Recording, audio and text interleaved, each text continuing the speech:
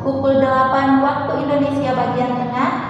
Saya Nurul Ekawati, Sarjana Pendidikan, mahasiswa Riteker Universitas Tadulako dengan nomor ujian 202152000003 akan melaksanakan uji kinerja.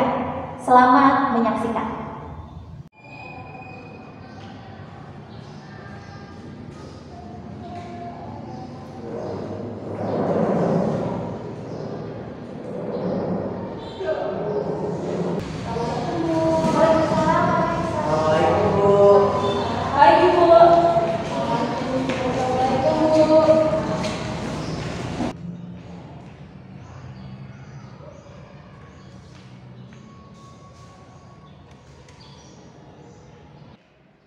Assalamualaikum warahmatullahi wabarakatuh. Waalaikumsalam warahmatullahi wabarakatuh. Alhamdulillah pada hari ini kita bisa berkumpul bersama-sama di tempat ini tanpa kekurangan satu halangan apapun. Dan Ibu ucapkan terima kasih banyak kepada anak-anakku yang sudah meluangkan waktunya untuk bisa mengikuti kegiatan pada hari ini. Sebelum kita memulai kegiatan pada hari ini, ada baiknya kita membukanya dulu dengan doa. Lalu siapa yang ingin memimpin doa pada hari ini? Saya, Bu. Ya, silakan siap. Baiklah teman-teman sekalian, sebelum kita memulai kegiatan pada hari ini, adalah kita berdoa menurut agama dan keyakinan. Berdoa.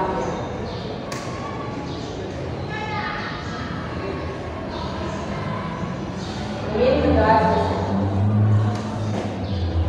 Baiklah, sebelum kita melakukan kegiatan pada hari ini, Ibu ingin bertanya dulu, apakah anak-anak sudah kenal dengan Ibu? Belum, Bu. Lalu, apakah anak-anak di sini sudah saling kenal dengan teman yang lain? Ada yang kenal, ada yang tidak. Baiklah, kalau begitu sebaiknya kita akan melakukan perkenalan terlebih dahulu supaya kita bisa saling mengingat nama teman-teman yang ada di sini. Perkenalan ini dilakukan dengan menyebutkan nama dan kelas masing-masing, lalu dilanjutkan oleh orang selanjutnya dengan mengulang nama dan kelas yang sudah disebutkan tadi. Tapi sebelum itu, Ibu akan melakukan perkenalan diri terlebih dahulu. Perkenalkan, nama Ibu adalah Ibu Nurul Ekawati. Panggil saja Ibu. Ibu pendidikan dan konseling di SMA Negeri 3 Kota Mobagu. Sampai di sini ada pertanyaan? Ibu, Ya. Ibu guru TK kelas berapa, Bu? Oke. Di sini karena cuma Ibu sendiri yang ada guru BK, maka Ibu menangani semua siswa mulai dari kelas 10, 11, dan 12.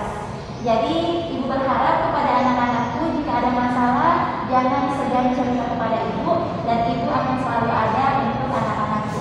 Baiklah, Ibu rasa cukup ya. Jadi sekarang giliran anak-anakku yang akan memperkenalkan diri sesuai dengan cara yang sudah Ibu jelaskan tadi.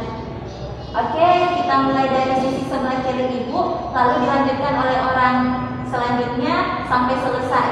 Silakan. Perkenalkan, nama saya Fatia Putabuga, bisa dipanggil Tia, saya dari kelas 11 IPA 1. Teman yang ada di sebelah kanan saya bernama Fia dari kelas 11 IPS 1. Perkenalkan, nama saya Jidan Manakim dari kelas 11 IPS 1.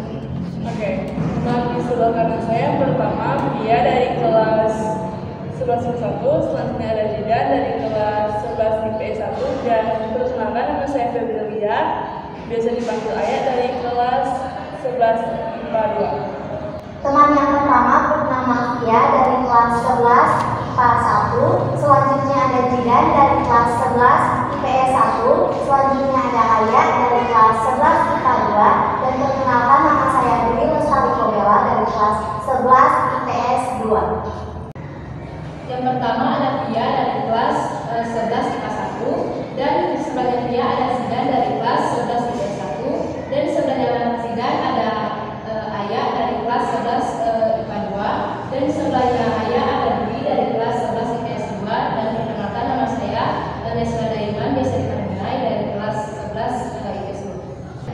Oke, baiklah, sekarang semua sudah memperkenalkan diri dan tadi Ibu mendengar kalau Dwi dengan Nai satu kelas ya? Ya, Bu. Oke, walaupun Nai dengan Dwi satu kelas, sebentar pada saat kegiatan jangan berdiskusi dan jangan ngobrol sendiri ya. Ya, Bu. Baiklah, sekarang kita akan melaksanakan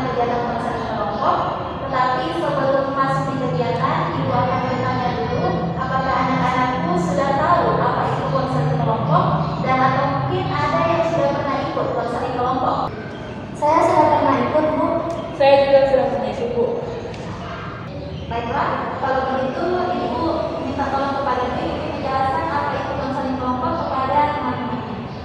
Baiklah, konseling kelompok merupakan kegiatan suatu kelompok di mana mereka akan membahas permasalahan-permasalahan yang dihadapi oleh seseorang di dalam kelompok tersebut. Oke, bagus sekali dari Ibu. Mungkin Ayah boleh menambahkan? Saya setuju dengan Ibu. Karena dalam kegiatan konseling kelompok kita bisa meluapkan benar-benar hati dan bercerita dengan teman dan guru dalam suatu kelompok. Saya mau nanya, gunanya kita melakukan konseling kelompok apa ya, Bu? Sebelumnya sudah bagus yang dijelaskan oleh Ibu dengan Ayah tentang apa itu konseling kelompok. Jadi konseling kelompok di sini adalah kegiatan di dalam bimbingan dan konseling yang di dalamnya ada pemimpin kelompok dan anggota kelompok. Pemimpin kelompok dalam hal ini adalah Ibu dan kalian anak-anakku sebagai anggota kelompok. Di dalam konseling kelompok ini nantinya kita akan membahas permasalahan-permasalahan yang anak-anakku alami. Contohnya, masalah di bidang belajar, susah berkonsentrasi, sulit fokus, malas, sering terlambat. Itu yang akan nantinya kita akan bahas dalam kegiatan ini. Dan kenapa kita perlu melakukan konseling kelompok? Ini sekaligus menjawab pertanyaan dari Nai tadi. Jadi tujuan dari konseling kelompok ini adalah agar anak-anakku bisa bersosialisasi dengan teman-teman, melatih keterampilan berkomunikasi, melatih keterampilan menyampaikan pendapat dan bebas terbuka terhadap permasalahan yang dialami. Lalu yang terpenting adalah melatih anak-anakku dalam memecahkan masalah yang terjadi di dalam kelompok. Nanti setelah semuanya sudah menyampaikan masalah yang dialami, nanti secara bersama-sama pula kita akan menentukan masalahnya siapa yang akan kita bahas terlebih dahulu. Lalu kemudian menjadwalkan masalahnya siapa yang akan kita bahas selanjutnya. Sampai di sini sudah mengerti? Mengerti, Bu. Bagus. Dan ada lagi yang akan anak-anakku perhatikan dalam konseling kelompok ini, yaitu asas konseling kelompok. Yang pertama adalah asas kerahasiaan. Asas ini mengharapkan anak-anakku untuk bisa menjaga semua informasi yang didapatkan di dalam konseling kelompok ini agar tidak bocor kepada pihak-pihak luar yang tidak berkepentingan. Yang kedua adalah asas keterbukaan. Asas keterbukaan di sini mengharapkan anak-anakku agar bisa terbuka dalam menyampaikan masalah yang dialami, menyampaikan ide, pendapat, pertanyaan, maupun pernyataan yang terkait dengan permasalahan yang dibahas di dalam kelompok. Yang ketiga adalah asas kegiatan, di mana anak-anakku diharapkan untuk bisa berpartisipasi secara aktif selama kegiatan konseling kelompok ini. Lalu yang keempat adalah asas kenormatifan. Dalam asas kenormatifan ini, anak-anakku dilarang membuat diskusi di dalam diskusi, dilarang berdiskusi berpasang-pasangan, dan dilarang memotong pembicaraan temannya. Dan pada saat anak-anakku ingin mengemukakan pendapat, ada baiknya kalau anak-anakku unjuk tangan dulu. Sampai di sini sudah paham? Bu, Iya, tidak? jadi nanti kita akan menyampaikan permasalahan kita masing-masing ya, Bu? Iya, benar sekali tidak. Jadi sebentar nanti pada saat kegiatan, anak-anakku akan menyampaikan semua permasalahan yang dialami. Dan di sini Ibu sangat menekankan agar kita semua bisa menjaga asas kerahasiaan. Jadi apa-apa yang kita bicarakan di dalam kegiatan ini tidak sampai kepada pihak-pihak luar yang tidak berkepentingan. Sampai di sini sudah bisa dipahami? Bisa, Bu. Oke, baik. Sebelum kita masuk pada kegiatan selanjutnya, bagaimana kalau kita bermain permainan kecil? Setuju, Bu. Setuju. Iya, Bu, biar tidak ngantuk. Iya. Lalu ada yang ingin memberikan ide kalau kita akan bermain apa hari ini? Bu, Ya. bagaimana kalau kita bermain pindah tempat duduk? Jadi misalnya nanti Ibu akan mengatakan pindah tempat duduk, maka dalam waktu 3 detik kita semua sudah berpindah tempat duduk. Bagaimana?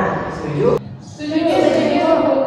Oke, baiklah kita akan mulai permainannya. Permainan ini akan kita lakukan sebanyak 3 kali. Dan pada saat Ibu mengatakan pindah tempat, anak-anakku harus pindah tempat dengan cepat. Dan ingat, tidak boleh menempati tempat yang sama. Ibu akan mulai menghitung 1 sampai 3, dan pada hitungan ketiga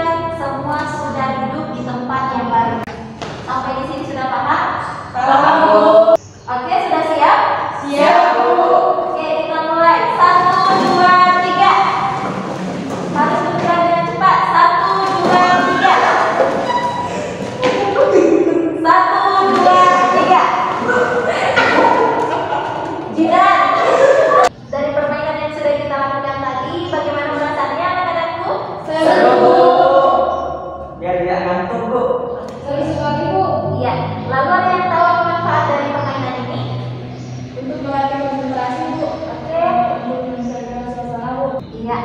Baik, jadi dari permainan yang sudah kita lakukan tadi, Ibu harap anak-anakku masih bisa tetap semangat, fokus, dan berpartisipasi aktif selama mengikuti kegiatan ini. Lalu, apakah anak-anakku sudah siap untuk memasuki kegiatan selanjutnya? Siap, Bu. Baiklah, sebelum kita masuk di kegiatan selanjutnya, kita akan bersama-sama mengucapkan ikrar kerahasiaan. Di sini Ibu akan mengundang anak-anakku untuk berdiri dengan tangan kanan memegang dada sebelah kiri. Silakan berdiri anak-anakku. Ikrar kerahasiaan. Ikrar kerahasiaan. Saya dengan ini menyatakan sanggup dan bersedia menerima,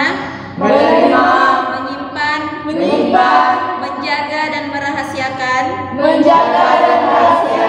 segala data dan keterangan lainnya yang tidak boleh dan tidak layak diketahui oleh orang lain. Silakan duduk kembali. Baiklah, pertemuan kita ini dibatasi oleh waktu. Kita akan menggunakan waktu kurang lebih 45 menit untuk melakukan konseling kelompok pada hari ini. Jadi Ibu berharap kepada anak-anakku untuk bisa memanfaatkan waktu dengan baik agar kegiatan kita ini berjalan lancar dengan semestinya. Baiklah, sekarang kita akan memasuki kegiatan di mana anak-anakku akan menyampaikan masalah yang dialami saat ini. Lalu setelah itu kita akan sepakati bersama masalahnya siapa yang akan kita bahas lebih dulu pada pertemuan kali ini. Apa kalian sudah siap? Siap, Bu. Kalau begitu, siapa yang ingin menyampaikan masalahnya lebih dulu, silakan unjuk tangan. Saya, Bu. Oke, silakan Tia. Saya punya masalah dalam belajar, Bu. Saya sulit menghafal, apalagi saya dari kelas IPA. Jadi, diharuskan bisa menghafal rumus-rumus dan lain sebagainya. Iya, baik. Jadi dia menyampaikan kalau masalahnya sulit menghafal pada saat belajar ya. Lalu siapa lagi selanjutnya? Saya, Bu. Oke, silakan Bidan. Kalau saya punya masalah dalam mengatur waktu, Bu. Jadi saya mengerjakan tugas hanya pada malam sebelum besoknya dikumpul, Bu. Oke, jadi Bidan punya masalah selalu menggunakan sistem SKS atau sistem kebut semangat. Lalu siapa lagi? Saya, Bu. Silakan naik. Saya punya masalah dengan teman saya, Bu, sampai sekarang kami tidak saling menyebut.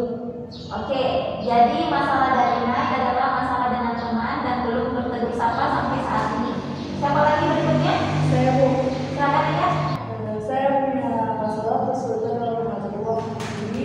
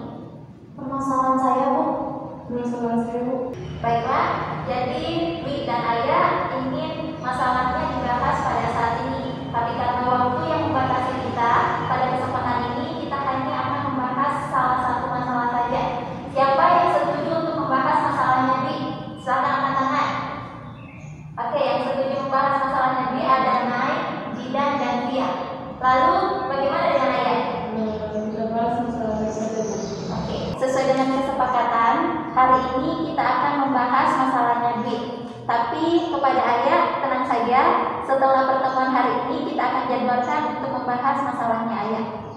Lalu kembali kepada Dwi. Dwi tadi mengatakan bahwa Dwi memiliki masalah keluarga. Boleh diceritakan kepada teman-temannya Dwi masalah keluarga apa yang sedang Dwi alami saat ini? Jadi begini Bu, orang tua saya sering bertengkar dan itu terjadi sejak saya masih SMP. Ayah saya dituduh berselingkuh dan hal itulah yang membuat mereka sering bertengkar. Saya memang tidak tahu persis bagaimana permasalahan yang mereka hadapi, tapi yang saya tahu mereka hanya egois, memikirkan masalah mereka sendiri. Padahal mereka punya anak yang seharusnya dijaga dan dididik dengan baik. Saya benar-benar merasa untuk apa saya hidup, belajar dengan keras, jika pada akhirnya saya akan kehilangan mereka juga. Iya Dwi, Ibu sangat mengerti dan paham sekali dengan apa yang dirasakan saat ini.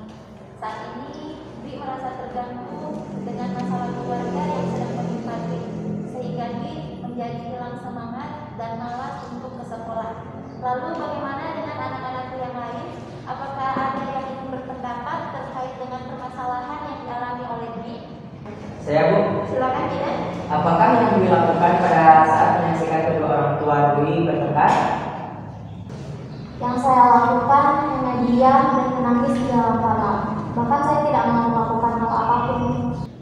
Lalu apakah Dwi pernah mencari tahu alasan kenapa orang tua Dwi bisa bertengkar? Pada awalnya itu karena ayah saya dituduh berselingkuh, tapi lama-kelamaan ternyata itu tidak benar. Lalu bertengkar lagi dan lagi. Kemudian masalah baru datang. Ada pula masalah keuangan. Iya, tadi sudah jelas masalahnya itu ada masalah keuangan, kesalahpahaman, dan selalu mengungkit hal-hal yang sudah berlalu. Lalu, apakah Dwi sudah pernah mengingatkan orang tuanya Dwi? Sudah Bu, tapi tetap saja mereka seperti itu. Bahkan rasanya saya mau mati saja kalau terus berhadapan dengan orang-orang seperti itu. Baik, sekarang Ibu ingin mendengar masukan dari anak-anakku yang lain. Kira-kira apakah ada solusi atau jalan terbaik buat Dwi agar hubungan orang tuanya Dwi kembali membaik dan Dwi bisa menjadi semangat untuk ke sekolah lagi? Saya Bu, menurut saya dengan berbicara baik-baik dengan orang tua Dwi, mereka pasti tahu apa yang dirasakan ketika mereka bertengkar. Kalau menurut saya lebih baik sering berkumpul dengan keluarga, walaupun hanya menonton TV ataupun berbincang-bincang, itu akan lebih menghangatkan suasana dalam keluarga. Menurut saya, supaya Dwi tidak malas untuk sekolah karena permasalahan keluarganya, sebaiknya Dwi sering ajak teman untuk belajar di rumah Dwi. Karena dengan begitu, orang tua Dwi tidak akan mungkin bertengkar di hadapan teman-temannya, ya seperti meramaikan suasana di rumah. Nah, itu tadi solusi yang diberikan oleh teman-temannya Dwi. Tadi dari ayah yang mengatakan bahwa Dwi harusnya berbicara baik-baik kepada orang tuanya Dwi tentang perasaannya Dwi saat melihat orang tuanya Dwi bertengkar. Lalu dari Nai yang mengatakan baiknya Dwi menghabiskan waktu bersama keluarga walau hanya menonton TV. Lalu ada juga Via yang mengatakan bahwa Dwi harusnya mengajak teman-teman ke rumahnya Dwi, karena dengan mengajak teman-teman ke rumahnya Dwi, tidak mungkin orang tuanya Dwi akan bertengkar di hadapan teman-temannya Dwi. Lalu masih ada lagi saran yang lain? Saya Bu, Silakan tidak? kalau menurut saya dengan melakukan liburan akhir pekan, maka dengan melakukan liburan tersebut keluarga Dwi akan menjadi lebih dekat lagi dan akan menghilangkan rasa-perasaan dan pikiran stres lainnya.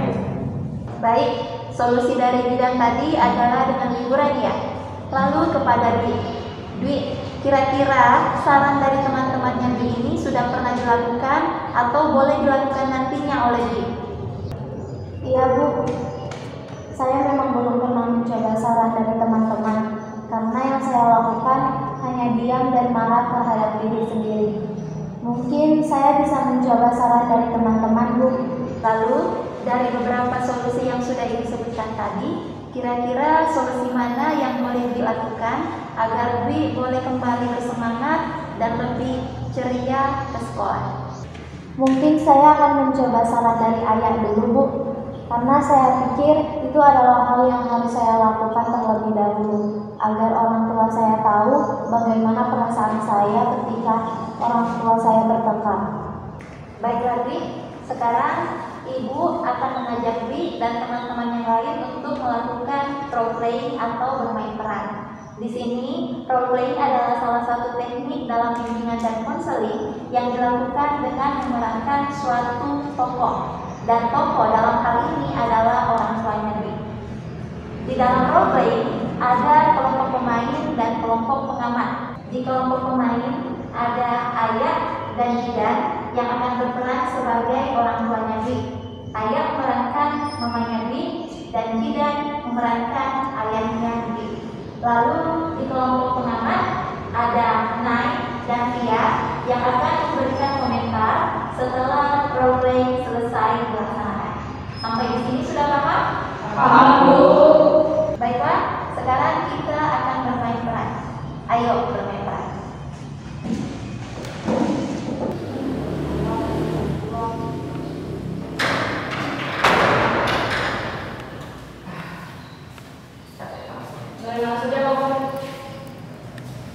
Dari mana? Ya kerja lah. Habis dari mana? Gak usah bohong, saya tahu kamu selingkuh sama daerah itu. Apa kamu bilang? Selingkuh? Mana buktinya? Tunjukin kamu. Buktinya? Ini buktinya. Alah, bukti. Nggak percaya kan bukti itu? Gak percaya, mana ada bukti pakai sayang-sayang kayak gini. Jauh masih jauh. Aku pulang malam, pergi pagi, pulang malam. Siang malam kerja hanya untuk keluarga kita. Terus setelah aku di rumah, kamu tuduh aku yang enggak. Tuduh gak ada. Terus ini buktinya apa? Ini apa? Aku nggak percaya sama bukti-bukti itu. Pokoknya sebelum kamu mengakui perselingkuhan kamu itu, jangan datang lagi di rumah ini. Pergi kamu sekarang. Oh, jadi maksud kamu mau ngusir aku dari rumah ini? Iya. Ya udah, aku pergi dari rumah ini. Udah. Apa nggak bisa? Dwi ngerasain sekali aja keluarga yang bahagia, keluarga yang utuh. Kamu tuh. Udah. Kalau terus-terusan egois, kapan bisa jadi bener? Mama kamu yang selalu cari gara-gara. Mana ada kamu yang selalu cari jalan-jalan. Udah cukup. Dwi cuma pengen keluarga yang bahagia, utuh. Kayak teman-teman Dwi yang lain. Emang hidup harus seperti itu? Udah capek. Yang Dwi denger tiap hari cuma ocehan terus, marah-marah. Gak pernah aku.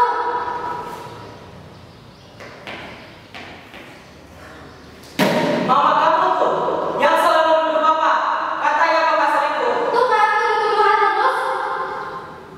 Mana ada? Mana buktinya kalau kamu kerja terus? Mana? Makanya kamu jangan selalu dengerin omongan tetangga kita cewek itu. Ya sudah. Ini kan jadinya Kalau kamu kerja dari pagi. awal sampai ngomong ya. Ekonomi kita aja jangan berubah. Pak, Dwi cuma pengen keluarga yang bahagia. Apa nggak bisa sekali aja Dwi ngerasain itu?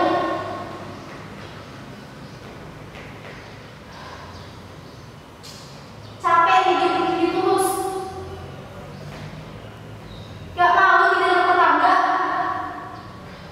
Dari pagi sampai malam kerjaannya bentak-bentakan terus.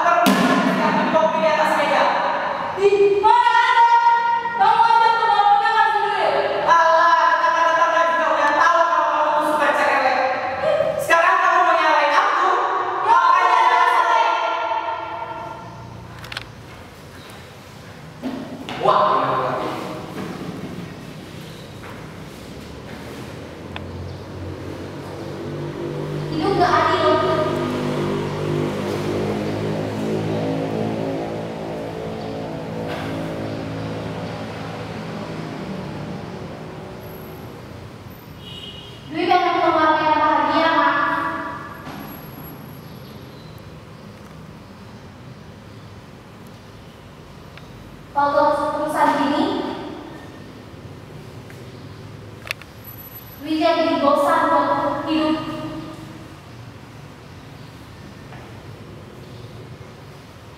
Apakah sekalian mati aja?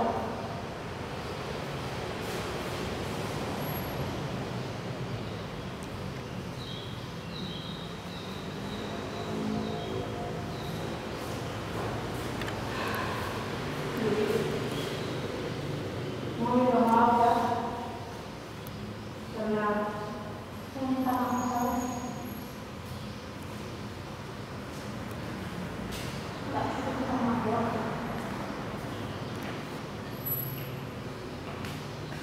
Dulu pengen mama sama papa akur.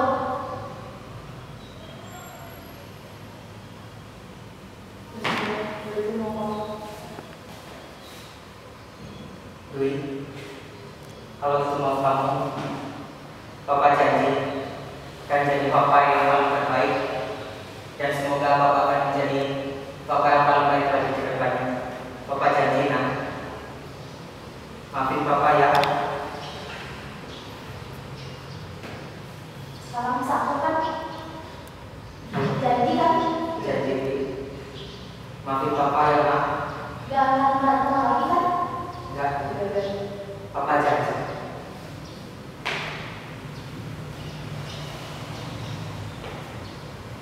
Nah, itu tadi teknik role playing yang sudah anak-anak lakukan.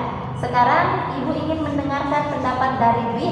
Bagaimana perasaannya Dwi setelah melakukan role playing tadi? Saya merasa sangat lega, Bu, karena saya bisa mengeluarkan semua unek-unek yang saya pendam sejak lama. Dan saya juga tidak ingin melihat orang tua saya bertengkar, Bu. Saya juga ingin bisa hidup bahagia seperti anak-anak yang lainnya. Ibu senang mendengarnya sih. Dwi merasa lega karena sudah mengeluarkan semua unek-unek yang sudah lama dipendam saat ini. Lalu kepada Nai dan Tia, Ibu ingin mendengarkan komentar kalian tentang role playing yang sudah dilakukan tadi. Silakan. Saya setuju dengan Dwi, Bu. Tadi saya sudah melihat Dwi sudah meluapkan semua perasaan yang telah dia pendam. Dan orang tua Dwi juga akan memahami perasaan Dwi saat mereka sedang bertengkar. Iya Bu, dengan begitu orang tuanya bisa menahan diri untuk bertengkar di hadapan Dwi. Dan dengan adanya komunikasi antara Dwi dan orang tuanya, mungkin akan membuat hubungan mereka lebih baik ke depannya. Ibu juga sangat setuju dengan pendapat Nai dengan Tia tadi. Jadi, Dwi harus berterus terang tentang perasaannya Dwi kepada orang tuanya Dwi, supaya orang tuanya Dwi merasakan apa yang sebenarnya dirasakan pada saat melihat mereka bertengkar. Setiap orang tua menginginkan anaknya itu bahagia, termasuk orang tuanya Dwi. Dwi adalah harapan terbesar orang tuanya Dwi. Orang tuanya Dwi ingin melihat Dwi menjadi anak yang bahagia dan sukses. Teman-teman dan ibu di sini berharap agar masalahnya Dwi ini segera selesai dan tidak berkelanjutan lagi. Semoga keluarganya Dwi menjadi keluarga yang harmonis, tentram, dan jauh dari gangguan-gangguan yang lain. Iya, Bu. Dwi ingin berterima kasih kepada Ibu dan teman-teman yang lain yang sudah membantu permasalahan Dwi. Baik, jadi tadi kita sudah membahas permasalahan Dwi, yaitu masalah keluarga Dwi. Sekarang Dwi sudah tahu apa yang harus Dwi lakukan. Dan dalam kehidupan berkeluarga tidak luput dari yang adanya masalah. Ibu harap Dwi dan anak-anakku yang lain saat menghadapi masalah keluarga tidak berputus asa, dan ibu di sini dengan tangan terbuka selalu menyambut dan selalu ingin mendengar keluh kesah dari kalian. Tetap semangat ya semuanya. Siap, Bu. Ya, jadi ibu rasa pertemuan kita hari ini cukup sekian, dan sebelum ibu menutup pertemuan hari ini, ibu ingin mendengar pendapat dari anak-anakku tentang apa yang didapatkan selama konseling kelompok ini berlangsung. Siapa yang ingin memberikan pendapat? Saya, Bu. Silakan Tia. Saya merasa bahwa konseling kelompok ini penting karena apabila kita mempunyai masalah yang menurut kita berat, kita bisa berpikir terbuka dan menyelesaikannya dengan cara-cara yang diberikan oleh teman yang sebelumnya tidak terpikirkan oleh kita.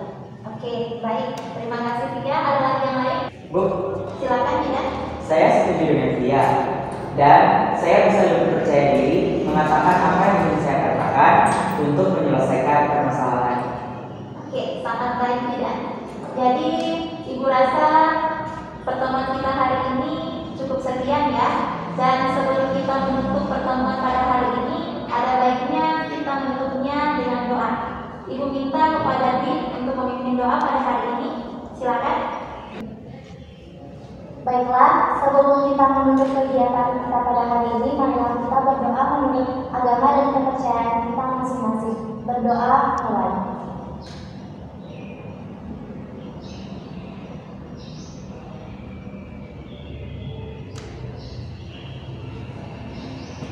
Amin, doa selesai. Terima kasih, Dri. Dengan berakhirnya doa tadi, maka berakhirlah seluruh rangkaian kegiatan kita pada hari ini. Ibu mengucapkan terima kasih banyak kepada anak-anakku yang sudah meluangkan waktunya hari ini. Dan Ibu juga mohon maaf atas semua salah kata yang sudah Ibu ucapkan. Dan Ibu akhiri dengan wabillahi taufiq wal hidayah. Wassalamualaikum warahmatullahi wabarakatuh. Waalaikumsalam